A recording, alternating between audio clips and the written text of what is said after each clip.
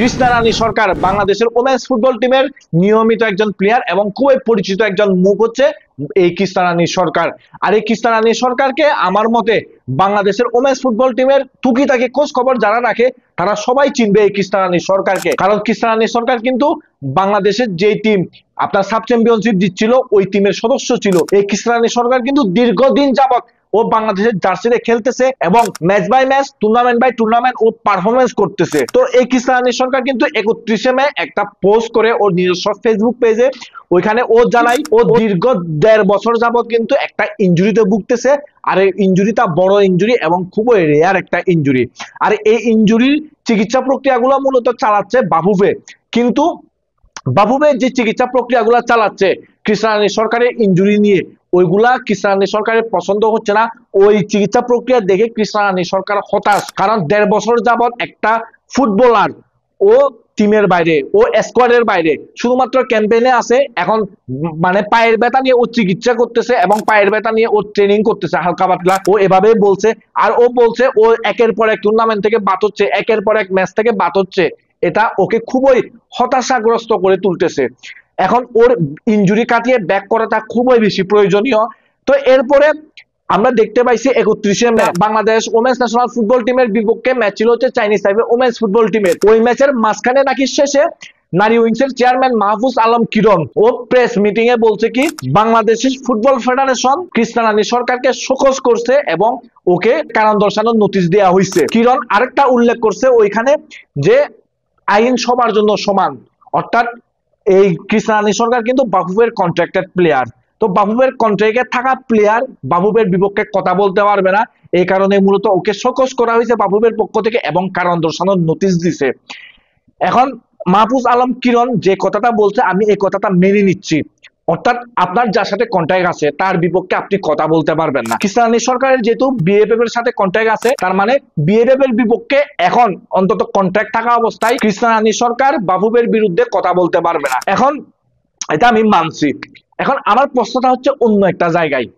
কৃষ্ণা রানী সরকার বাফুফের বিরুদ্ধে কথা বলছে আর বাফুফের কন্ট্রাক্টের প্লেয়ার, তো এই কারণে ওকে শোকজ করা হয়েছে, এই কারণে ওকে কারণ দর্শানোর নোটিশ দেওয়া হয়েছে। তো এই যে গত বছর এই বছর মাত্র কয়েকদিন আগে ফিফা থেকে বাফুফের বড় বড় কর্মকর্তাকে নিষিদ্ধ করা হচ্ছে, বড় বড় কর্মকর্তাকে জরিমানা করা হচ্ছে, সতর্ক করা হচ্ছে, তখন এই বাংলাদেশ ফুটবল ফেডারেশন কই গেছে? তখন এই বাংলাদেশ ফুটবল ফেডারেশনের কারণ দর্শানোর নোটিশ, তখন এই বাংলাদেশ ফুটবল ফেডারেশনের শোকজ কই গেছে? আমার প্রশ্ন হচ্ছে এই জায়গায়। কৃষ্ণা রানী সরকার বাংলাদেশের ওমেন্স ফুটবল টিমের জন্য গুরুত্বপূর্ণ একজন প্লেয়ার, ঠিক আছে, কিন্তু বাংলাদেশের ফুটবল তো শুধু মেয়েদের না, বাংলাদেশের ফুটবল ছেলেদেরও, এজ লেভেলেরও। তো এই বাংলাদেশের ফুটবলটাকে এগিয়ে নিয়ে যায় কারা? বাংলাদেশের ফুটবল ফেডারেশনের যারা কর্মকর্তা থাকে তারাই। তো এই বাংলাদেশ ফুটবল ফেডারেশনের বড় বড় পদে যে কর্মকর্তাগুলো আছে ওরা যে এত এত বেশি দুর্নীতি করতেছে, এই যে ফিফা থেকে শাস্তির আয়তায় আসছে, এই যে ফিফা থেকে জরিমানা করতেছে, তো এগুলার জন্য কেন ওদেরকে কারণ দর্শানোর নোটিশ দেয় না বাফুফে? এগুলার জন্য কেন বাফুফে ওদেরকে আলাদা শাস্তির আয়তায় আনে না? এগুলার জন্য কেন বাফুফে ওদেরকে শোকজ করে না? আমার প্রশ্নটা হচ্ছে এই জায়গায়। মানে প্লেয়াররা কি দুর্বল বলে এরকম করবে বাফুফে? আর ওই কর্মকর্তারা বাফুফেকে হেল্প করতেছে দুর্নীতিতে, এই কারণে কি ওদেরকে শোকজ করতেছে না বাফুফে? এই কারণে কি বাফুফে ওদেরকে কারণ দর্শানোর নির্দেশ দিচ্ছে না? আমার প্রশ্নটা হচ্ছে এই জায়গায়। আর আমি দেখছি বাংলাদেশ ফুটবল আলট্রাস থেকে অফিসিয়াল স্টেটমেন্ট দেওয়া হয়েছে। বাংলাদেশ ফুটবল আলট্রাস আগে কয়েকটা মানে ওই যে আপনার ফ্লেয়ার নিয়ে যাইতো গ্যালারিতে এবং কয়েকটা জিনিসপত্র নিয়ে যাইতো, যার কারণে কিন্তু বাফুফেকে অনেক লক্ষ টাকা জরিমানা গুনতে হয়েছে ফিফার কাছে। আর এরপরে কিন্তু ফুটবল আলট্রাস ঘোষণা দিছে ওরা আর গ্যালারিতে এসব জিনিসপত্র নিয়ে যাবে না, যেন বাংলাদেশ ফুটবল ফেডারেশনের জরিমানা দিতে না হয় ফিফাকে।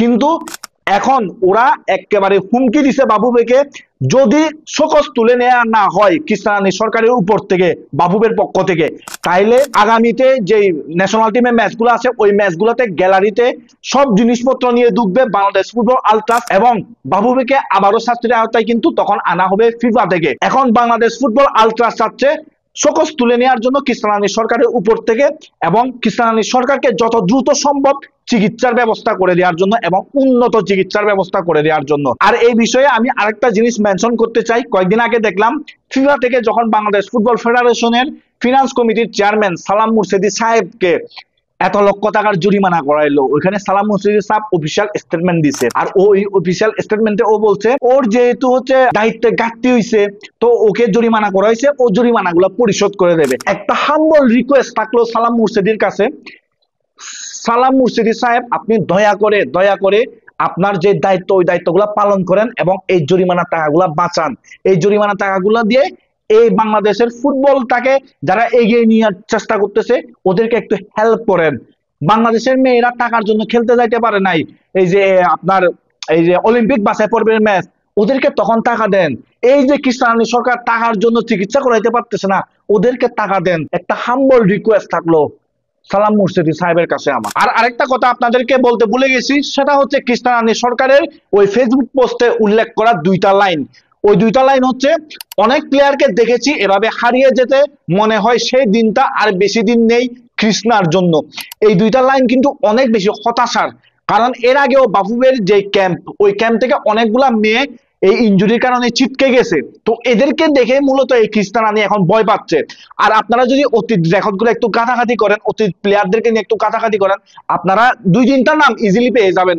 এরকম ইনজুরির কারণে ওরা বাফুফের ক্যাম্প থেকে চলে গেছে, আর কোনোদিন ওরা হচ্ছে কন্ট্রাক্টেও ব্যাক করতে পারে নাই, কোনোদিন হচ্ছে এই বাফুফের ক্যাম্পেও ব্যাক করতে পারে নাই, এবং ফুটবলেও ব্যাক করতে পারে নাই। ফুটবল থেকে ওরা সম্পূর্ণ দূরে চলে গেছে।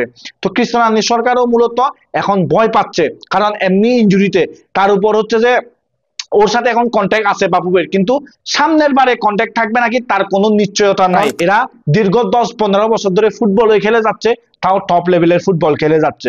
তো এখন যদি ওরা হঠাৎ করে ফুটবল থেকে হারিয়ে যায়, এটা ওদের জীবন জীবিকা থেকে শুরু করে সবকিছুর উপর প্রভাব ফেলবে। আর এই কৃষ্ণানী সরকার ছাড়াও আমরা দেখছি আকিকেও দেখছি, আকি বাংলাদেশের one of the best defender Bangladesh women's football টিমের, কিন্তু আকি এখন চায়নাতে কেন চলে গেছে, বিভিন্ন সমস্যার কারণে চলে গেছে হয়তোবা, সেটা আমরা কম বেশি বলতে গেলে সবাই আন্দাজ করতে পারি। আর সেগুলা পাবলিক ভাবে আমার বলারও দরকার নাই, আশা করি আমরা সবাই কম বেশি জানি কি হয়েছে, কি কি সমস্যার কারণে আকি মূলত চায়নাতে চলে গেছে। আর এখন এই কৃষ্ণানী সরকারও যদি এভাবে হারিয়ে যায়গা, তাহলে আর কিছু বলার নাই, হতাশ হওয়া ছাড়া। তো আমি অবশ্যই আশা করব বাফুফে কৃষ্ণানী সরকারের উপর শোকজ তুলে নিয়ে, কারণ দর্শানোর নোটিশ রাখুক, কিন্তু শোকজটা তুলে নিয়ে ওকে যেন সঠিক চিকিৎসা করায় এবং দ্রুত চিকিৎসা করায় আর উন্নত চিকিৎসা করায়। আর দরকার হলে শোকজটা রাখুক, সমস্যা নাই, কিন্তু তারপরেও যেন দ্রুত এবং উন্নত চিকিৎসার ব্যবস্থা করে দেয় বাংলাদেশ ফুটবল ফেডারেশন কৃষ্ণানী সরকারের জন্য। কারণ এইসব মেয়েদের ফুটবল ছাড়া বাঁচার আর কোনো উপায় নাই। এসব মেয়েরা ফুটবল খেলে ওরা বাঁচে। এখন জানি না এই কৃষ্ণানী সরকারের ভবিষ্যৎ কি হবে, কারণ কৃষ্ণানী সরকারকে হয়তোবা নেক্সট যে কন্ট্রাক্ট করা হবে নতুন ভাবে, ওইখানে আর রাখা হবে না, কারণ ও অলরেডি বাফুফের বিপক্ষে কথা বলছে, কারণ ও অলরেডি ইনজুরিতে আছে। তো এখন দেখা যাক কৃষ্ণানী সরকার দিকে দিয়ে কি হয়। আর আপনারা যারা এই ভিডিওটা দেখতেছেন, সবার কাছে আমার একটা পার্সোনাল রিকোয়েস্ট থাকবে, এই ঘটনাটা আপনারা একটু বিচার বিশ্লেষণ করে দেখবেন। আর এই ঘটনাতে কোন পক্ষ সঠিক বা কোন পক্ষ ভুল, সেটা আপনারা বিচার বিশ্লেষণ করে একটু কমেন্ট সেকশনে জানাবেন। আর আপনারা যাকে মানে কি বলবো সঠিক মনে করেন তার পক্ষে সাপোর্টটা রাখবেন আশা করি। আর এই ঘটনাটার আপডেট কোনো নিউজ যদি আপনারা পেয়ে থাকেন, তাহলে সেটাও কমেন্ট সেকশনে জানাবেন। আর আমি আপডেট নিউজ পাইলে আমিও আপনাদেরকে ভিডিওর মাধ্যমে জানাই দেব। আর এই ঘটনাটা নিয়ে আপনাদের কি মতামত সেটা আপনারা অবশ্যই কমেন্ট বক্সে জানাবেন। আর আপনাদের সাথে দেখা হবে নেক্সট কোনো ভিডিওতে।